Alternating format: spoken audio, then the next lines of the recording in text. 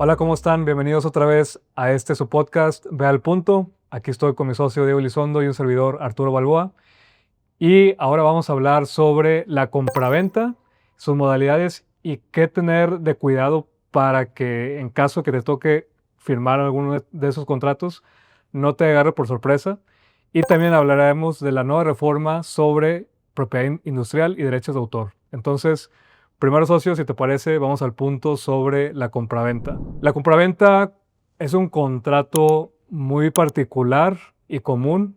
¿Por qué? Porque es, creo, algo de lo que más las personas en general pueden realizar o celebrar. La compraventa, como saben o los que no saben, es un contrato por medio del cual una persona tal cual vende y una persona compra, ¿verdad? De ahí por eso su nombre. En la compraventa se pueden vender cualquier tipo de objetos, ya sean bienes muebles, inmuebles, etcétera. Y lo recomendable siempre es que este contrato de entrada esté por escrito. ¿Por qué? Porque por escrito se establecen las cláusulas, modalidades, pagos, etcétera, que es importante tener en cuenta en este tipo de acuerdos. Y también así evitas, en caso que exista alguna situación o eventualidad, evitas que puedan, pues en algún caso, pues surgir conflictos, o también si tienes que llegar a un juicio, pues ya tienes el documento, ¿no? Porque sí, y eso lo establece el código, si no hay contrato, se pudiera hacer verbal, pero hay hay ciertas limitantes en el que la ley sí pide que fuerza tiene que estar en papel. Por ejemplo, cuando estamos hablando de casas, departamentos o inmuebles. Sí, claro. Y justamente, Arturo, yo quiero saber que le cuentes un poquito a todo el mundo. Tú has revisado una infinidad de contratos de compraventa de bienes raíces, comerciales, residenciales, industriales. ¿Qué te ha tocado ver en errores que a pesar de que se hayan hecho ante un notario público, qué es lo que ha sucedido que tú dices, oye, tengan cuidado con estos detalles? Pues de todo. Realmente, al ser muy común el contrato de compraventa, también es común que llegue a juicios, que llegue a litigios, por cuestiones entre que no se estableció claramente alguna cláusula o que se estableció, por ejemplo, una compraventa a plazos, que ahorita también ahondamos sobre los tipos de compraventas que hay, porque no solo hay un tipo. O también que hubo una reserva de dominio, o hay una hipoteca. Entonces, sí hay ciertas cuestiones que hay que tomar en cuenta, y yo creo que esto es importante llevar a hablar sobre los distintos tipos de compraventas que existen. Em, que realmente no es que sean muchos, y ahorita los dije, es compraventa a plazos, que quiere decir que en el momento en que se firma el contrato Ujú. no se paga el precio, sino que se paga a posterior o en fechas posteriores. Está el contrato de reserva de dominio, donde el vendedor se reserva o se queda con la titularidad de la propiedad. Es decir, hay un candado. Aquí, discúlpeme que empecé a hablarlo así muy técnico. La reserva de dominio se refiere a que hay un candado, por decirlo de alguna manera, en donde, aunque sí se firmó un contrato de compraventa, ese candado implica de que tú como comprador no puedes vender el inmueble, lo que hayas comprado, porque pues todavía no eres dueño, no eres considerado dueño legalmente. Eres considerado como que, bueno, ya lo compraste y está esa intención de que ya el terreno o lo que sea que hayas comprado está a nombre del comprador, pero o porque también se estableció una compraventa a plazos o por alguna otra condición que hayan acordado las partes, Ujú. es por lo que existe esta reserva de dominio. Ok, Que, entonces solo se existe este candado ajá, y está condicionado a justamente pagos o alguna condición que se hayan pactado, se termina o se concluye esa condición y se levanta este candado que es esta reserva de dominio, ¿no? correcto. Entonces, si te toca celebrar un contrato de compraventa de, digamos, un terreno con reserva de dominio, si dice reserva de dominio, aguas. O bueno, pues sí tienes que tomar mucha precaución, porque si así está, eso quiere decir que tienes que tú cumplir con alguna condición, que puede ser los pagos o alguna otra cuestión que se haya establecido en el contrato. O si la condición no está establecida en el documento o en el acuerdo que se haya firmado, pues la reserva de dominio pues, no tiene razón de ser y sí la puedes eliminar fácilmente. Pero si la reserva de dominio está ligada a alguna condición, tienes que cumplir esa condición y ahora sí ya después tienes que eliminar ese candado de la reserva de dominio, porque si no lo eliminas, no puedes vender el terreno en un futuro o la casa o lo que hayas comprado. Y sí, el tema de la reserva de dominio es importante también porque, como ya también muchos han de saber, sobre todo cuando son compraventas de inmuebles o de casas o edificios o perdón, terrenos, etcétera, todo eso se celebra en una escritura pública. La escritura pública se inscribe en el registro público, que el registro público pues, es el padrón donde están todos los actos de compraventas sobre inmuebles y tal cual cualquier persona puede consultarlos, por eso son públicos. Y el tema de lo público es que si algún tercero que esté interesado en algún terreno quiere comprarlo, pero por ejemplo, si hablamos de una compraventa con reserva de dominio y en registro público no aparece esa reserva de dominio, el tercero que quiera comprar ese terreno, pues no le aplica. ¿Por qué? Porque aquí estamos hablando de este principio de publicidad, que es lo que abarca el registro público. Es decir, que lo que, digamos, no esté publicado no afecta a terceros. O no, pues sí, no afecta a terceros que no hayan participado en el contrato. En ese sentido, es importante que la reserva de dominio, si es que sí las partes quieren que esté establecido, esté también inscrito en registro para que eso, como se dice en el mundo jurídico, surta efectos contra terceros o tenga esos efectos de publicidad, ¿verdad? También es por eso importante que si tú como vendedor, por ejemplo, quieres que ese terreno tenga esa reserva de dominio, pues te hagas o te asegures de que esté inscrita tal condición en la escritura y por ende en registro público. Sí, y justo sobre esa parte, ahorita lo mencionabas, que hay varios distintos tipos o distintos tipos de modalidades de contratos de compraventa. Mucha gente sabe que tú sí tienes ya, ahora sí, un historial de litigante, te ha tocado ver la parte preventiva y la parte reactiva en este tipo de asuntos. Es decir, se firmó un contrato, se celebró ante notario o de forma privada, que ahorita acabas de mencionar que conforme a la ley, si es una compraventa de un bien raíz, tiene que ser en escritura pública ante un notario. ¿Qué asuntos te ha tocado que has tenido que pelear ante tribunales, ya sea porque en su momento no se asesoraron bien las personas vendedoras o compradoras y que tuvo que irse a un tribunal este asunto? Sí, pues sí nos han tocado mucha experiencia en ese sentido. Yo creo que ahorita podemos hablar de dos que también son algo comunes. En un tema, así obviamente voy a evitar hablar de nombres particulares por temas de confidencialidad, pero en un tema en específico, una pareja o un matrimonio que era dueña de una casa se pone de acuerdo con otro matrimonio para que compren esta casa, digamos que está ubicada en el municipio de Santa Catarina, Nuevo León, ¿verdad? Y la pareja o el matrimonio comprador dice, oye, yo te quiero comprar, firmemos un contrato privado. Cuando hablamos de un contrato privado quiere decir que simplemente se hace el documento en computadora, se imprime, se firma y listo. Es decir, simplemente se celebró entre las partes. Para que sea un documento público, es lo que les mencionaba, es que esté en escritura pública y también que esté inscrito en registro público de la propiedad. Pero bueno, en este caso, firmaron ese contrato privado. Como les decía, por ley, cuando estamos hablando de compraventas de inmuebles, la ley obliga a que no solo esté por escrito el contrato, sino también que esté en escritura pública y esté en registro público. Aquí la forma sí es importante, digamos, aquí también la forma es fondo. Si falta esa publicidad, la compraventa sí surte efectos jurídicos, pero solo entre las partes, como decía, no afecta a terceros. Pero también en un juicio ese contrato tiene cierta limitante porque no hay certeza de que realmente se haya celebrado.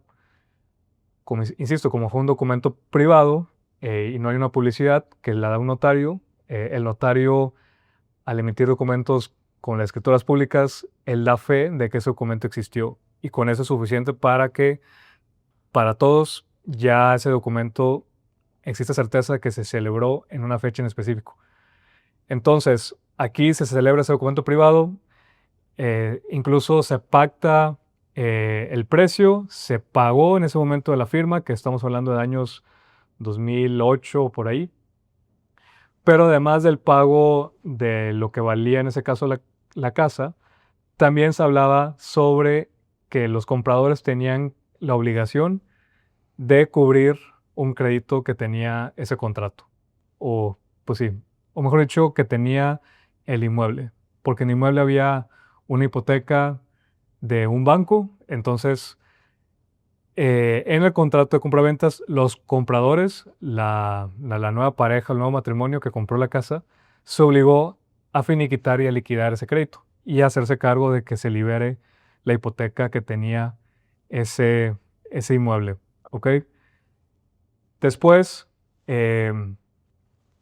como el crédito estaba a nombre de la pareja vendedora, pues el banco estaba buscando a la pareja vendedora a pesar de que ellos ya no eran dueños técnicamente.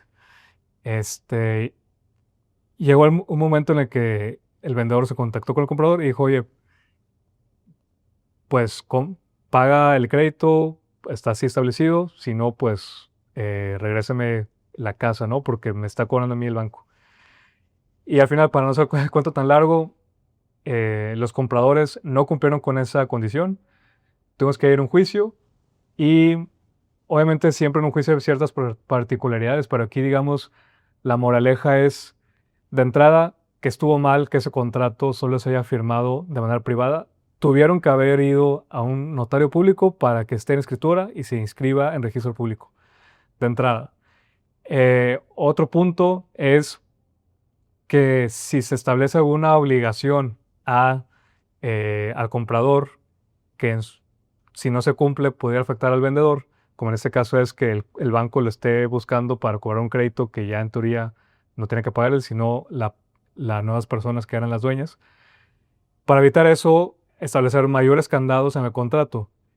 Uno de los candados precisamente es esta reserva de dominio. Oye, sí te compro, pero realmente la casa va a ser tuya hasta que tú me cumplas con esta obligación, en este caso, pagar el crédito. Si no me pagas el crédito, pues no vas a poder vender. Está esa reserva de dominio que tal cual es, Claro. el vendedor sigue manteniendo esa titularidad del inmueble y también en caso de que se estableció esa reserva de dominio y se haya incumplido con la obligación, el vendedor pudiera decir, oye, al final este comprador no me cumplió con la obligación y por ende la compraventa está o se cesa sus efectos y regresa la propiedad al, al vendedor o al dueño inicial. Sí, justo. No, y como este caso sé que hay muchos allá afuera, a mí me interesa algo muchísimo que, de hecho, a todos nos puede pasar. Imagínate gente que no es abogado o abogada, no saben ni siquiera cómo verificar que el posible vendedor, o sea, alguien llega y te está ofertando el departamento, la oficina, el terreno, y sí dicen, oye, quiero revisar que todo esté en orden. ¿Cuáles serían las mejores prácticas que tú les pudieras recomendar para revisar que todo esté en orden, para no estar comprando problemas? Esto adicional a estas modalidades que son buenos porque sabes que puedes maniobrar, pero ahora sí, ¿qué tipo de detalles debería revisar alguien siempre antes de comprar un terreno, una oficina, un bien raíz? Es también una excelente pregunta. Hablando del registro público, como mencionaba, ahí están todas las operaciones de compraventas o que involucre la transmisión de propiedad de una persona a otra. Y el registro público, por ende, también, al estar estos documentos, en cada escritura, si, por ejemplo, en una compraventa hubo una hipoteca o hay alguna otra condición o candado que se establezca en el contrato, va a aparecer ahí, ¿ok? Ok, Y como mencionaba, si no está en registro público, no afecta a terceros. Ok. Es decir, si puede llegar el caso de que alguien te quiera vender un terreno y dice, oye, es que tiene una hipoteca, tiene un crédito con un banco y hay que liquidarlo.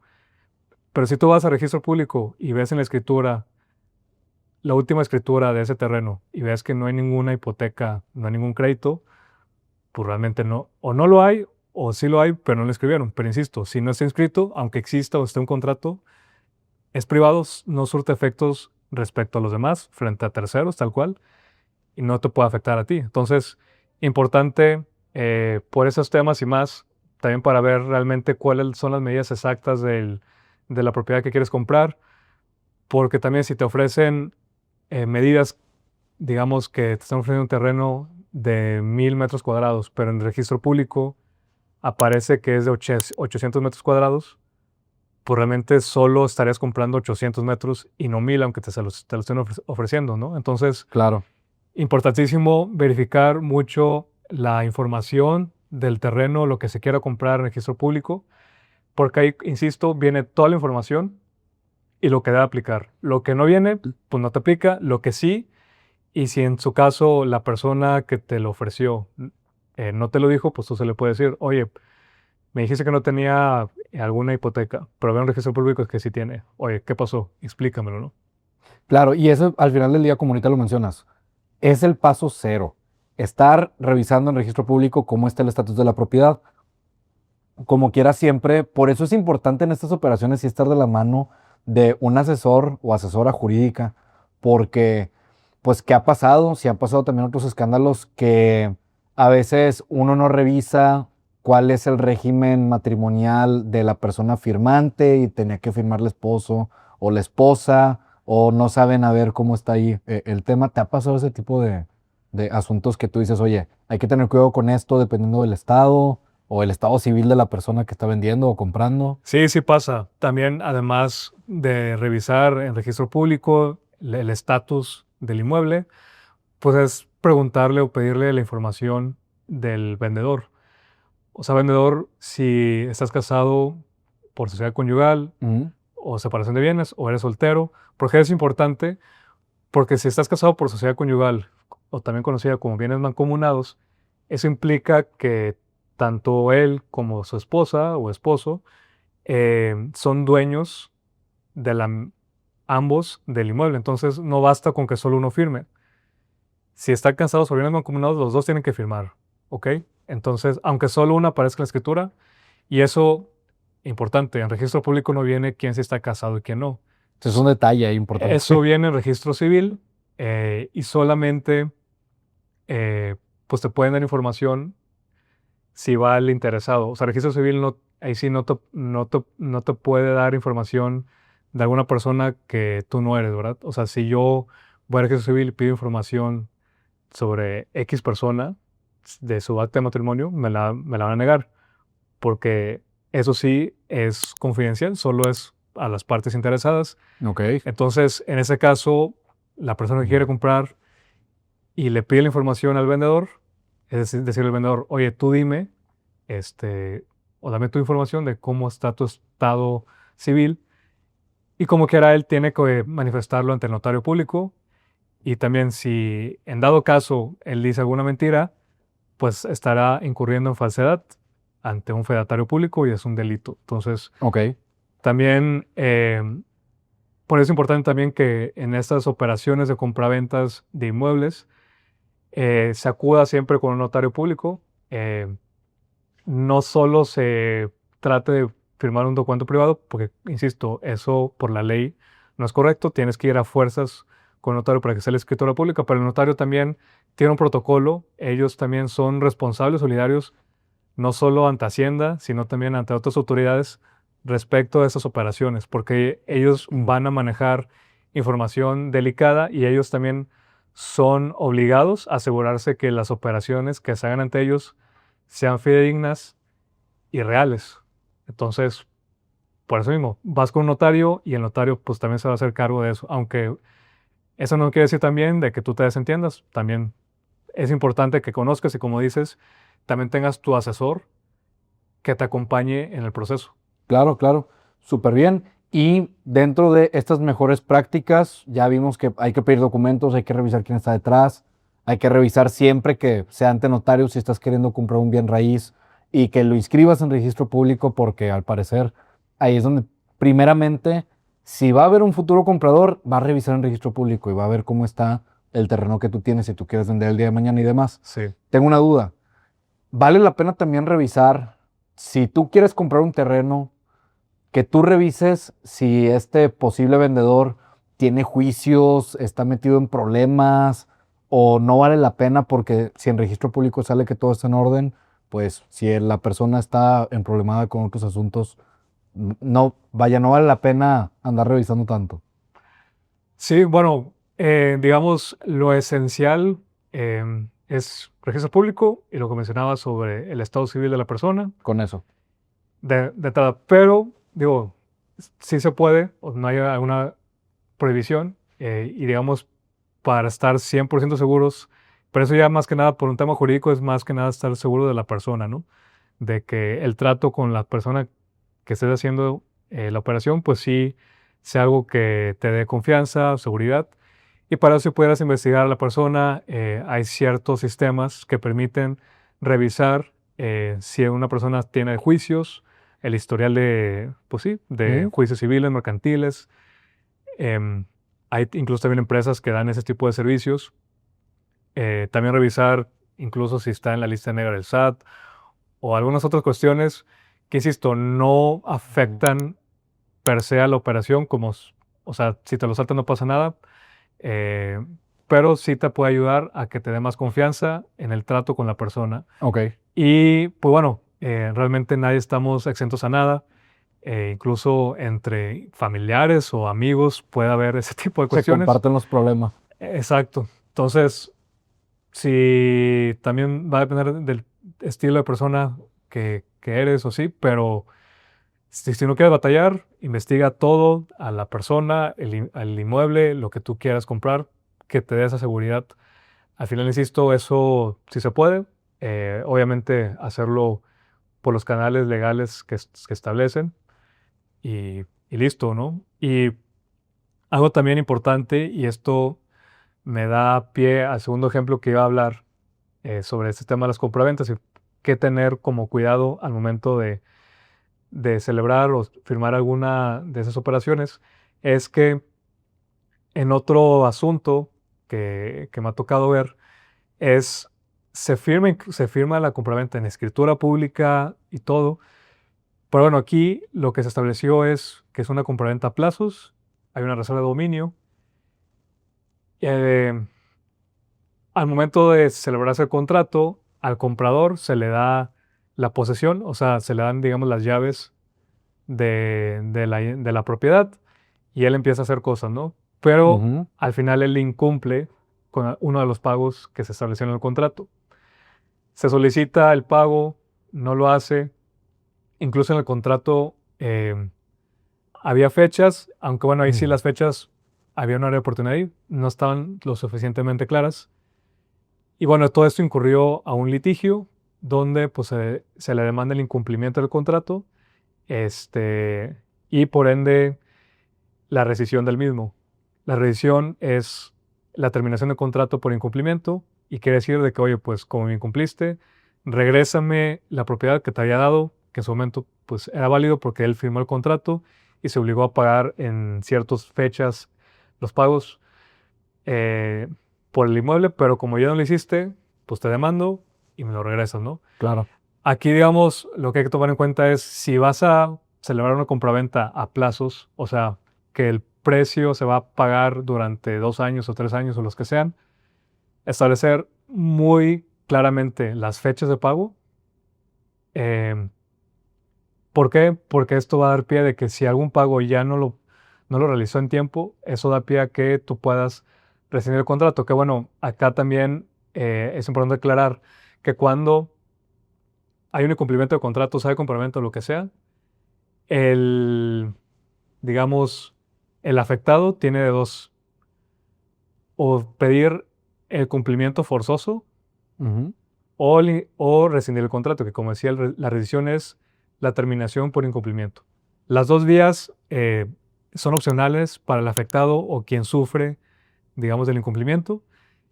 Y las dos, pues tendría que llegar a un juicio porque es el juez la única persona o que puede forzar a que cumplas un contrato o en su caso a que pagues y te obliga a pagar, perdón, a que rescinda el contrato y te regrese la propiedad. Y hablando particularmente de la compraventa de inmuebles, si, como en este caso, se celebró el contrato, pero fue a plazos, había esta reserva de dominio y luego se rescindió, o sea, se terminó el contrato por este incumplimiento, la persona que por un tiempo tuvo el inmueble va a tener que pagar rentas por ese Ok. tiempo que estuvo usando el inmueble. Es una sanción que establece la ley y pues hace que, oye, pues si tú lo usaste, pero al final no te lo quedaste porque incumpliste en el contrato de compraventa, pues tienes que pagar por ese tiempo que usaste el inmueble, porque al final no va a ser tuyo. Como daño.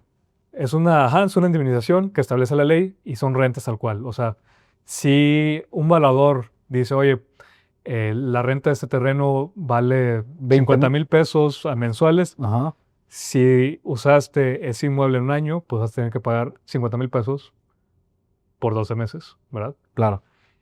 Y no solo eso aplicaría para el comprador, también para el vendedor, como él recibió ciertos pagos, en caso que haya recibido ciertos pagos, al momento pues va a tener que regresarlos porque al haberse terminado el contrato, pues cada una de las partes se regresan, aunque en su caso se hayan otorgado. Sí.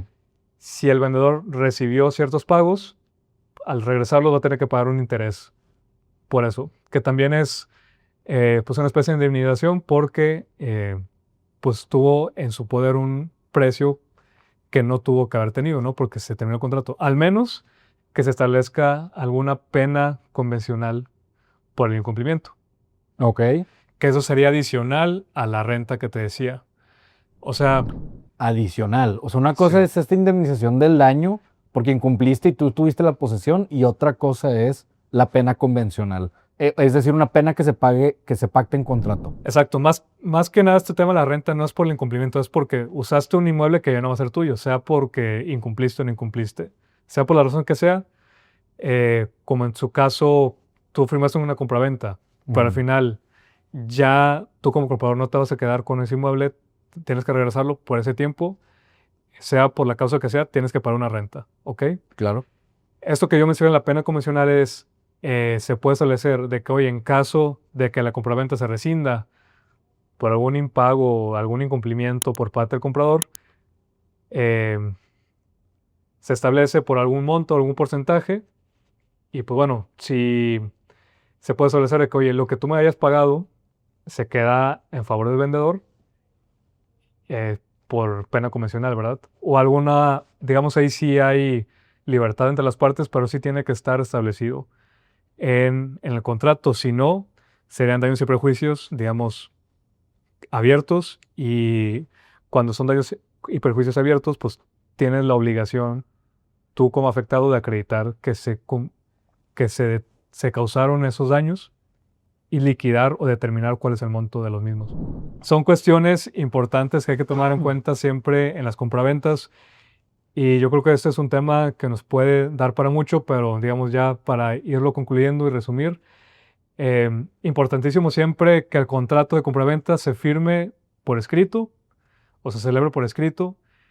Si hablamos de compraventas de inmuebles, que esto es lo que más ahorita hablamos, es que esté en escritura pública a fuerzas y antes de que tú llegues a celebrar un contrato de estos, eh, por lo menos revisar en registro público cuál es el estatus, es decir, cuál es la última escritura que aparece sobre ese inmueble que tú quieres comprar, en caso que seas el comprador, y revisar también el estado civil de la persona vendedora, ¿ok?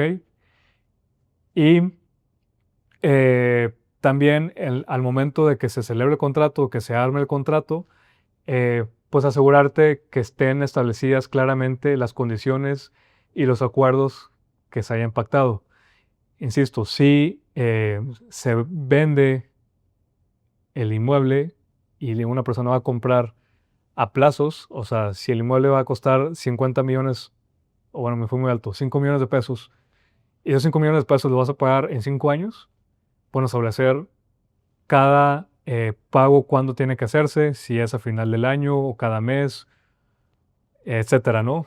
Todas esas reglas particulares sí tienen que estar muy claras en el contrato, y alguna otra condición, saber que sí tienen que estar y tienen que estar muy claramente, ¿no? Y también saber esos temas de las modalidades. Puede ser que el precio se pacte a plazos, la reserva de dominio, que como ya hablábamos es que el comprador no se queda realmente con la propiedad hasta que se pague, se cumpla con la condición. Y también se pueda establecer una hipoteca o alguna que es un gravamen. Es en caso también de que ya sea el mismo vendedor o algún tercero, que puede ser un banco, que es casi siempre un banco, te da un crédito para que el comprador compre esa casa, pues el que le prestó el dinero pues va a tener una garantía sobre la casa. Y esa garantía implica de que tampoco puedes venderlo, o lo puedes vender solo con la autorización de este tercero, que normalmente es el banco o el Infonavit, que te haya prestado dinero para comprar el inmueble. Entonces, son sobre todo esas cuestiones que son muy importantes, y que a manera de conclusión sí es importante que siempre lo consideren al momento de celebrar una operación de este tipo. Y como mencionábamos, siempre buscar ese asesoramiento, esa compañía, acompañamiento, para que el contrato se realice de la mejor manera. Y eh, pues sí, evitar el mayor conflicto posible en este tipo de escenarios. Ese es el tema de las compraventas. Y pasamos al siguiente tema, también muy, muy relevante, muy actual, que es una reciente reforma que sucedió en la Ley de Propiedad Intelectual y Derechos de Autor. Sí, claro. Y gracias, socio. Justamente, a ver, 2026 fue un parteaguas y por varios motivos en materia de propiedad intelectual. Ahora, mucha gente se puede preguntar, porque tiene que ver temas de cómo el gobierno recauda impuestos o contribuciones, tiene mucho que ver con el mundial, que en el 2026 México está siendo sede de este evento masivo. Así es. Tiene mucho que ver con las nuevas tecnologías. Es una locura esta reforma que está sucediendo en propiedad intelectual. O sea, temas de inteligencia artificial, temas del mundial, temas de recaudación de impuestos. Es una locura. ¿Qué Así acaba de es. pasar? Acaban de salir nuevas marcas, acaban de salir nuevas formas de multar de las autoridades a la gente que mueve la propiedad intelectual. Ahorita vamos a ver varios ejemplos. Acaba la autoridad de regular varias formas de usar la propiedad intelectual y cómo uno puede protegerse de esas cosas, de cómo se usa la propiedad intelectual por medio de inteligencia artificial y pues todo eso que tiene que ver de impacto. Número uno, que mucha gente sé que le llama la atención, temas del mundial. Sí. ¿Qué tiene que ver el mundial con propiedad intelectual ahorita con esta reforma que está pasando? Número uno, se acaba de regular por primera vez en la historia de México algo que se llama ambush marketing. Tal cual así es como se está regulando, que es este marketing masivo que muchas agencias de publicidad se están colgando de eventos o patrocinios masivos, que en este caso imagínate el mundial. Sí, Ahorita está viendo por todos lados comerciales relativos al temas de mundial. claro. Temas de la FIFA, temas de partidos, temas de jugadores, justamente. ¿Y qué es lo que sucede? Ya te imaginarás la infinidad de publicidad de negocios locales, chiquitos, medianos y grandes, Sí, que quieren aprovecharse de la ola, ¿no? que se cuelgan de esa ola del mundial, de todo este movimiento que está haciendo la FIFA y demás. Bueno, eso, señoras y señores, hoy por hoy es ilegal y son multas millonarias. Es ilegal siempre y cuando... Es ilegal siempre y cuando no te autorice la FIFA o no te autoricen las marcas, los jugadores, los equipos, Las personas titulares de las sí, marcas. las figuras públicas que están detrás, si no te autorizan expresamente que tú puedes colgarte de toda esta ola de publicidad y patrocinio masivo, te van a multar. Nuevamente, algo importante, y aquí es donde está el detalle, quiero que si aquí ponen atención, van a saber el por qué. Ujú. Cuando las autoridades, el gobierno mexicano sabe que no puede subir la tasa de impuestos o no puede crear nuevos impuestos, ¿cómo recauda la autoridad? Recauda a través de multas, recauda a través de sanciones de, no sé, incumpliste fiscalmente, estás violando alguna ley, y en temas de propiedad intelectual, las multas de la propiedad intelectual se considerarán créditos fiscales. Y esto en este caso viene en la Ley Federal de Protección a la Propiedad Industrial. Toda multa del INPI porque causaste una infracción será un crédito fiscal. Si el INPI ve que te estás colgando de un patrocinio no autorizado del Mundial, te va a fincar una multa. Y son multas que pueden ascender hasta 20 millones de pesos. Ok, y nada más antes de seguir, sí Adelante. quiero desmenuzar bien todos esos temas porque son muy importantes y también pasan ahorita con todo el tema de redes sociales. Es algo muy común. En caso de que alguna persona quiera aprovecharse, digamos, un negocio de pizzas local, por ejemplo, aquí en Monterrey, que va a ser sede de partidos de mundial, dice, oye, pues como va a venir gente extranjera a ver partidos a la ciudad, yo voy a decir que yo soy patrocinador del mundial porque la FIFA tiene sus patrocinadores oficiales, Así que es. son algunos, que también no podemos hablar de eso. Pero bueno, digamos, hay una marca de refrescos muy conocida que es uno de los patrocinadores oficiales. Y dice, oye, pues yo tengo alianza con este patrocinador y aquí yo voy a transmitir partido de mundial autorizado por la FIFA, bla, bla, bla. Eso entra dentro de lo que está penado por esta nueva reforma que ya está vigente, esto ya aplica. Y dices, el INPI, que es la autoridad reguladora y sancionadora de este tipo de situaciones, si se da cuenta qué proceso tiene que seguir, o simplemente si dice, oye, yo vi en una publicación en Instagram que te aprovechaste de esto del mundial sin tener la autorización, ya de entrada te llega con la sanción, o hay un proceso para una garantía de audiencia donde te puede dar oportunidad de que tú hagas manifestaciones, ofrezcas pruebas, o cómo está este tema del procedimiento. Sí, no, justamente de forma muy breve, porque hay mucho de qué hablar en este episodio. Si tú estás haciendo justamente esta nueva forma de incumplir o esta nueva multa o infracción de propiedad intelectual, va a seguir los mismos pasos de toda infracción administrativa de propiedad intelectual. Es decir, sí, el INPI te va a notificar y se va a aperturar un procedimiento administrativo. Así es. Tú versus el INPI. Y justamente ahí es donde, pues, vamos a decir quién va a tener razón. El INPI va a decir que tú estás, en este caso, colgándote de esta publicidad masiva, que no tienes ninguna autorización y que consumes al público consumidor promedio. Y ahí es, ahora sí, a establecer ciertas pruebas y se lleva todo el procedimiento administrativo tradicional. Ok. Y si el procedimiento, digamos, el INPI dice, oye, incumpliste. El tema de la multa dice que puede llegar hasta 20 millones de pesos O más. o más. Sí, ¿dónde está ¿De qué debe depender? Sí. Sí, ¿dónde está el detalle? Justamente de, el número de infracciones y también de el alcance de a cuántos, y te digo, estamos en pañales. Esta reforma salió en abril de 2026. Un mes. Estamos en mayo, lleva un mes, nuevamente estamos en pañales y sabemos cuál es la intención detrás, que muchos mercados, jóvenes, chiquitos y medianos, si incurren en esto, pues van a ser sancionados. Ahora, ¿qué tipo de aplicaciones pudiera ser? Porque es por hecho, vamos a decirlo, por hecho causado, en donde se aplica cada infracción y sobre eso se va cuantificando. O sea, una misma infracción la puede hacer 50 veces o más. Sí. Por ejemplo, si tú empiezas a usar colores institucionales en tu negocio relativos a, en este caso, el mundial, porque también puede ser Olimpiadas, Super Bowl y demás. Claro. Si tú usas tipografías similares o pones balones medio genéricos, pero que se asimilan al evento masivo. Y ese tipo de detalles, por cada uno de esos hechos, ahí es donde hay que tener mucho cuidado, porque la autoridad sancionadora, que es el INPI, por ahí se va a agarrar y nuevamente la carga de la prueba es tuya de que o que tienes un permiso o que no tiene nada que ver.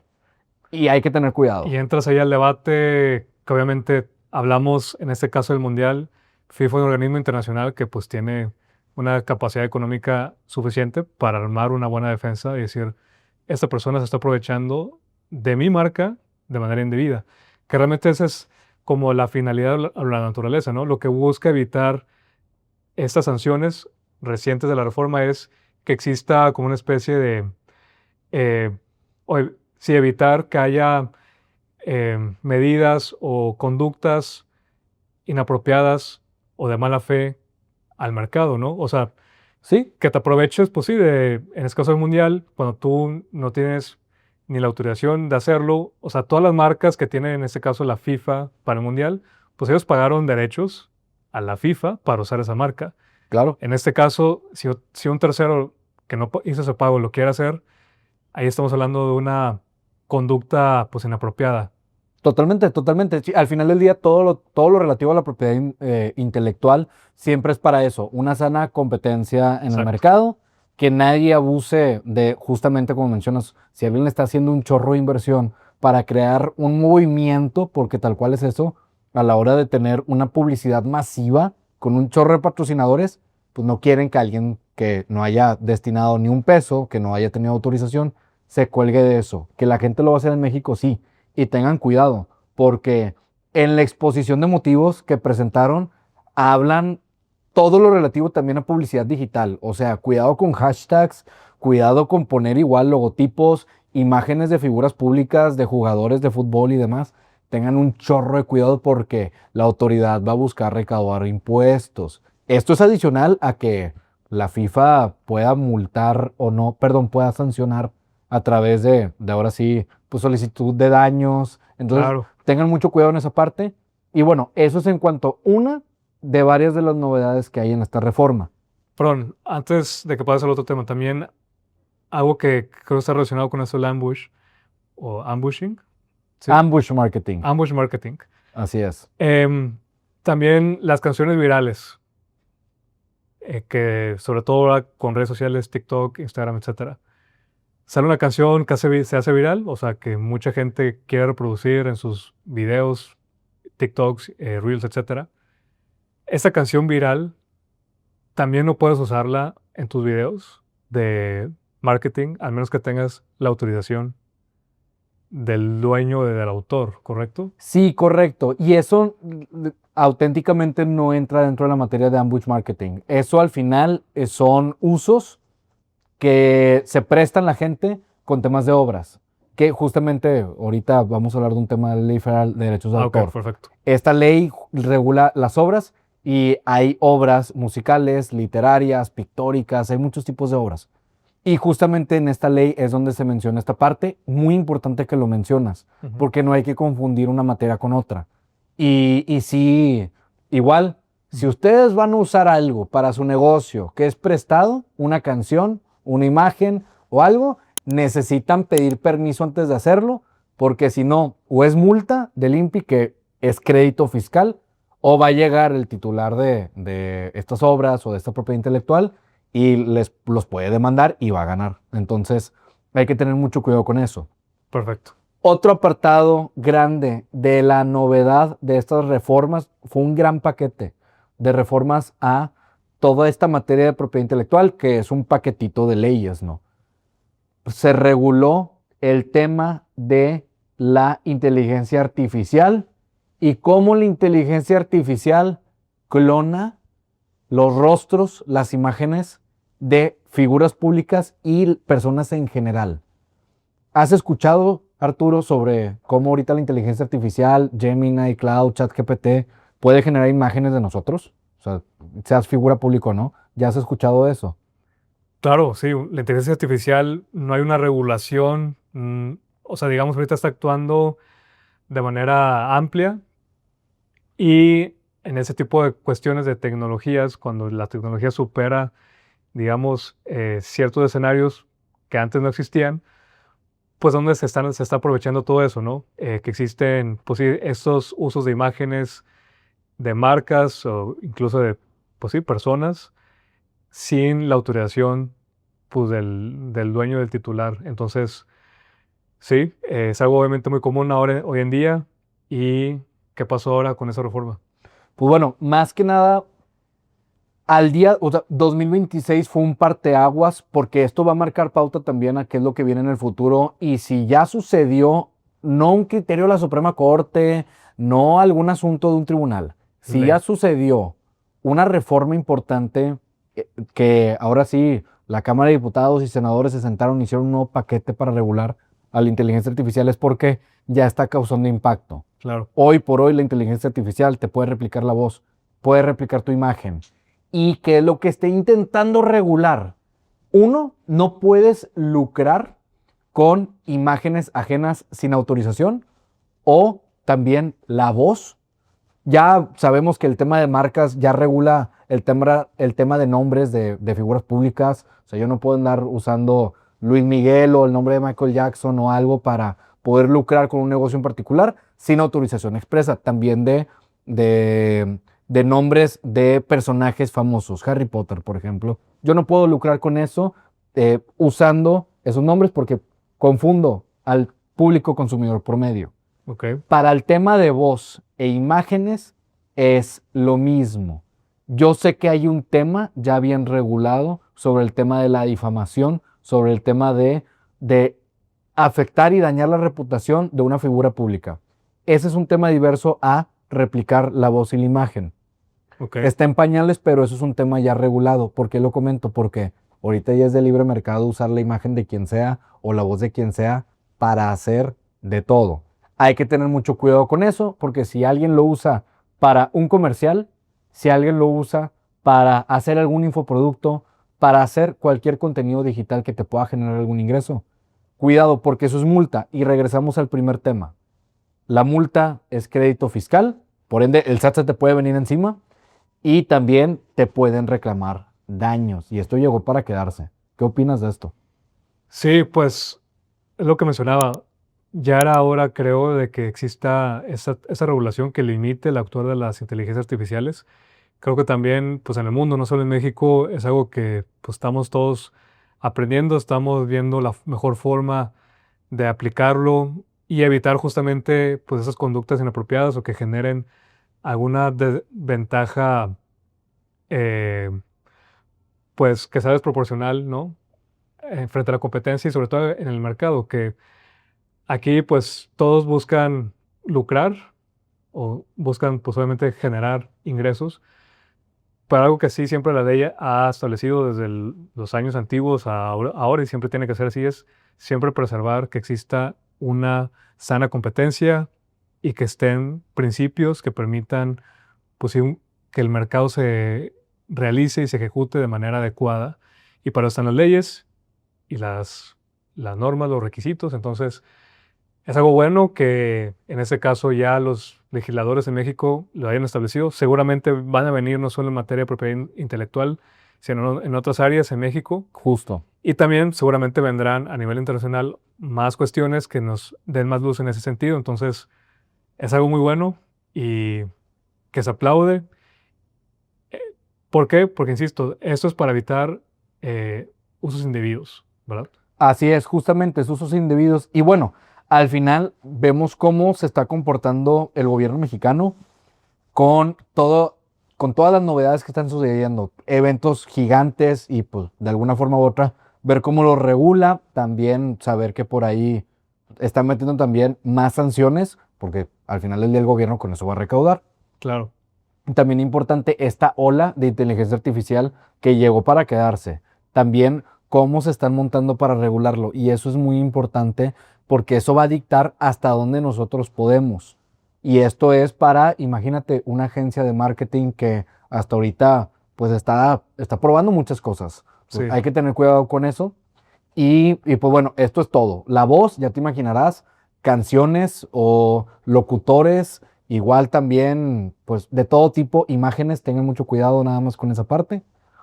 Otra de las novedades, que esto es muy bueno y esto es algo que busca México promover con esta reforma que se hizo sobre el tema de patentes. El tema de patentes aplica principalmente para todo tema de invenciones. Las patentes, la patente es un registro de una invención que tú como persona hiciste. ¿En qué tipo? En cualquier tipo que sea aplicable para temas de industria, temas de industria, temas de negocios. Si tú tienes un invento en donde pues, no es una fórmula matemática, no es un gen, es tal cual algo que no existe en el mundo y lo inventaste, tiene aplicación industrial y mejoraste algo que se llama el estado de la técnica. Bueno, así de complejo, ya te imaginarás que es solicitar una patente. En México una solicitud de patente dura alrededor de año, año y medio, si es que no hubo ningún problema, porque hay veces que el INPI, como es la autoridad que recibe estas solicitudes de patente y revisa que en todo el mundo no exista algo idéntico o similar a lo que tú quieres patentar. Es tardado, es latoso, perdón, te puede pedir muchísima información adicional sobre, a ver, ¿cómo puedes usar esto? O sea, si es una computadora, ¿por qué esta computadora es distinta al resto de las del mundo? Claro. Te puede pedir muchas cosas. Bueno, en una de las reformas que de todo este paquete de propiedad intelectual, metieron por primera vez una patente provisional. Ok. Esta patente provisional es oro para la gente que está metida en el mundo de la invención, en el mundo de la innovación. ¿Por qué? Porque te dice el INPI, yo sé que yo en una solicitud normal, tradicional, una solicitud de patente definitiva, me voy a tardar de 12 meses a año y medio y te voy a pedir muchísima información. Y en ese inter del trámite de la solicitud, tú no vas a ser titular de absolutamente de nada, porque yo tengo que estudiarla y tengo que revisar si todo está bien o no.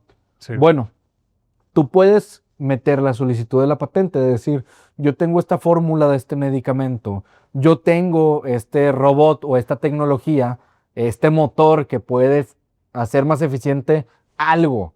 Ah, ok, perfecto. Tú puedes meter esa solicitud provisionalmente que te otorguen la patente, es decir, que estés protegido sobre esta patente y te van a dar un año en perfeccionar la solicitud. Por si en ese momento no tienes todavía, vamos a decirlo, muchísimos dibujos sobre esta patente porque pues la sigues todavía probando. Porque en la solicitud ya te imaginarás, tienes que mencionar que esta tiene aplicación industrial. Entonces tienes que hacer varias pruebas y testear ahora sí esta parte de jala o no jala. Si yo tengo, por ejemplo, no sé, una maquinita que yo la conecto a mi carro y que con esto mi carro puede detectar si lo están robando o no. Imagínate. Bueno, y yo tengo que describir todo lo que compone este aparatito. Pues si yo sé que con esto yo puedo bajar inversión, puedo ganar algún premio, puedo entrar a algún concurso, pero yo necesito ya tener ingresada esta solicitud, pues en lo que estoy testeando no, pues me voy a tardar mucho tiempo. Meto esta solicitud provisional de patente y voy a tener un año para perfeccionarla. Da muchas bondades a que gente proteja más sus invenciones y no esperar a que la tengan perfecto, porque si no está perfecta tu solicitud definitiva, te la van a desechar. Entonces con esto pueden impulsar mucho. ¿Qué opinas de esta nueva solicitud provisional? Sí, pues creo que también atiende a la realidad y no digamos, no ignoran lo que sucede en la práctica, que a veces suele pasar en muchas circunstancias, sobre todo de trámites, ¿no? Qué bueno que en este caso también los legisladores vieron eso.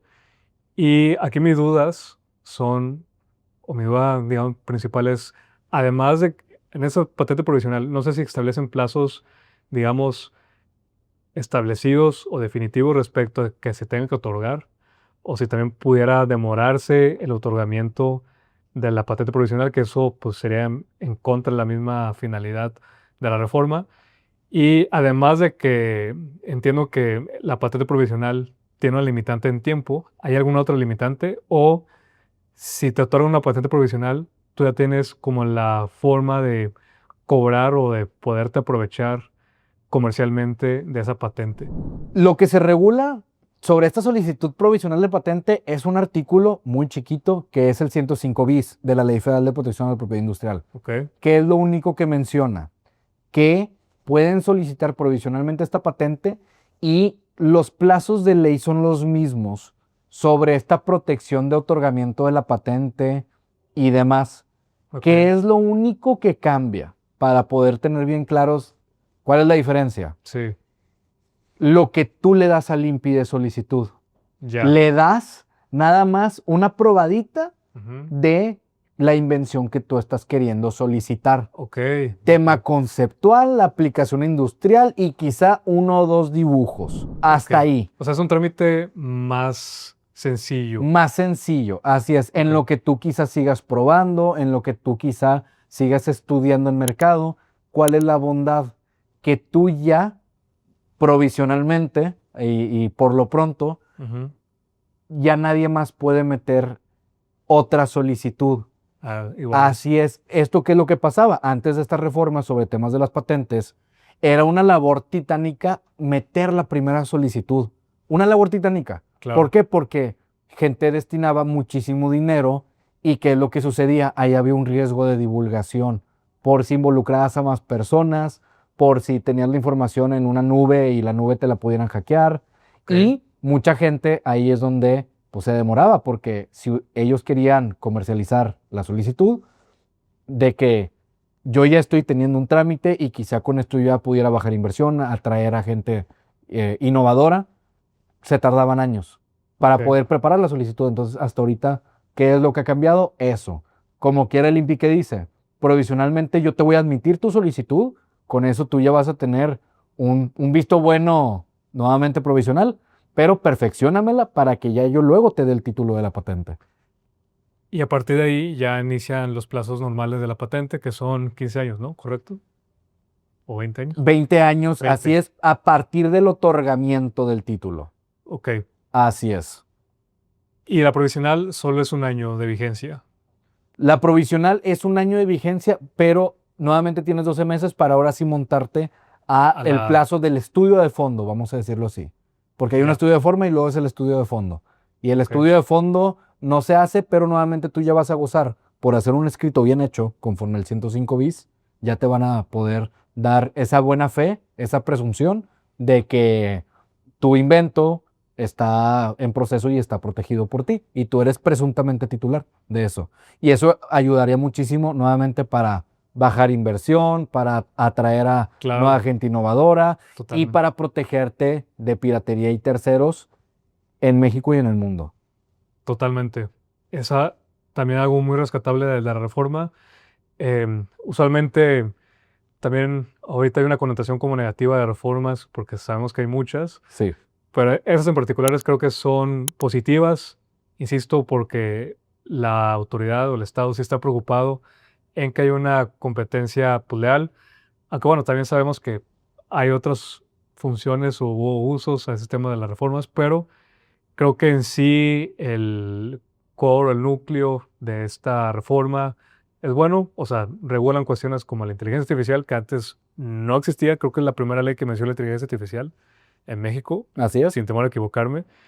El tema del language marketing, eso de las patentes, o sea, son cuestiones que, pues sí, que muestran que sí hay un avance o hay una progresividad en ese tema de las leyes en México, por lo menos en propiedad intelectual, que no es cualquier materia, es algo muy importante. Entonces, Justo. yo creo que valioso eso. ¿Hay algo más que quiera destacar por lo pronto de esta reforma? No, por lo pronto no, nada más que sí mencionar que al día de hoy mucha gente sigue desmenuzando esta reforma porque hay Claro, muchas áreas grises. claro, Entonces, más que estén atentos porque vamos a seguir hablando de esa totalmente. reforma yo creo que el resto del año, Sí, porque siempre va a haber una según y también no se sorprendan si de repente se publica una que otra sentencia que perfecciona la interpretación totalmente. de estos artículos que se van integrando o se van cambiando a estas leyes que es parte de este pastel de propiedad intelectual y su regulación. Y por lo pronto, ese tema es lo que queremos ver en este episodio y es importante porque hay que mantenernos siempre actualizados de todo lo que está pasando.